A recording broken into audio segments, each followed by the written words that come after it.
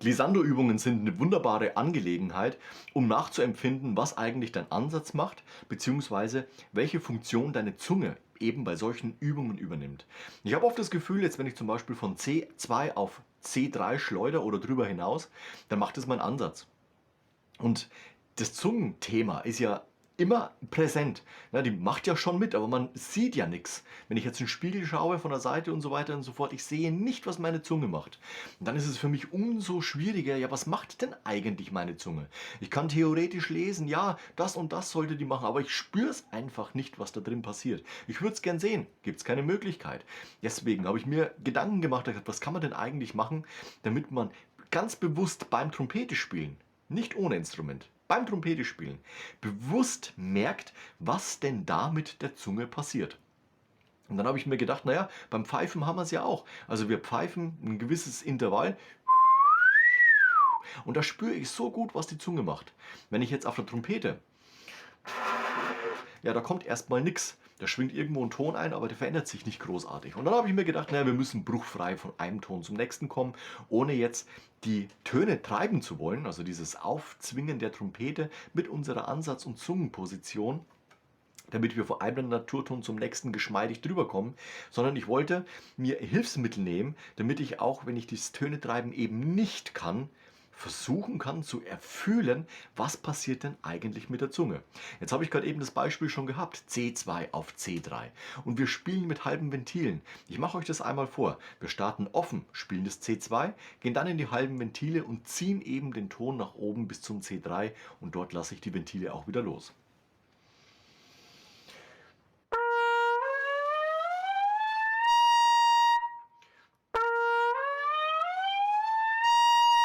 Und jetzt fühle ich, die Zunge macht ja was. Da ist wirklich eine Bewegung da. Ich merke richtig, wie die Seiten fixiert sind. Also ich merke wirklich die Seiten links und rechts meiner Zunge. Und ich merke, dass sie eine Bewegung macht. Also wie ein nach vorne heben, nach oben heben der Tonhöhe. Und ich kann es natürlich auch tiefer machen. C1 auf C2.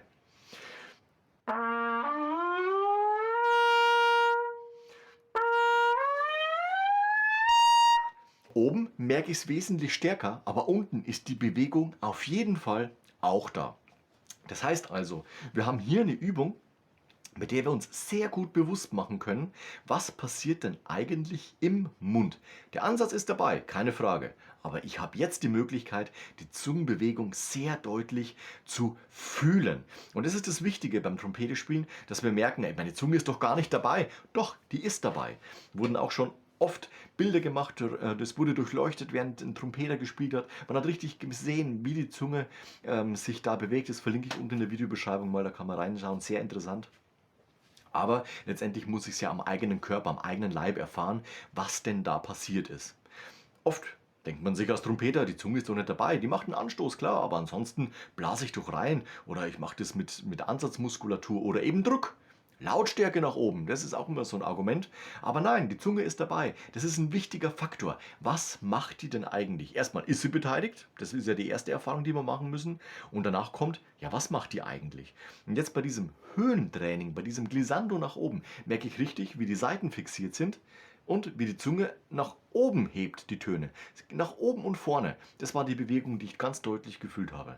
Noch extremer ist es natürlich, wenn du von C1 diese Glissando-Übung bis C3 machst. Erreichst du das C3 da oben nicht, das ist überhaupt kein Problem. Du kannst auch von C1 starten nach oben, drücken die Töne, wie gesagt, mit halben Ventilen.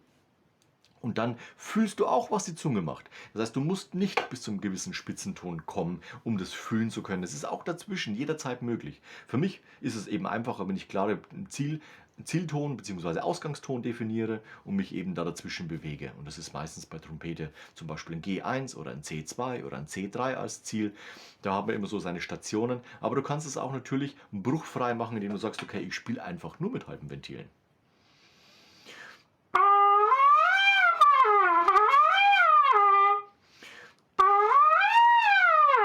Auch da fühlt man ganz genau, was da drin passiert.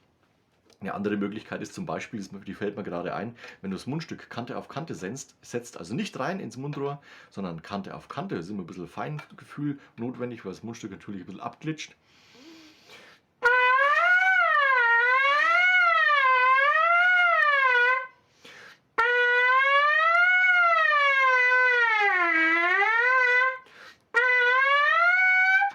Ja, und dann kannst du letztendlich dann irgendwann auch die Ventile ganz normal oben lassen.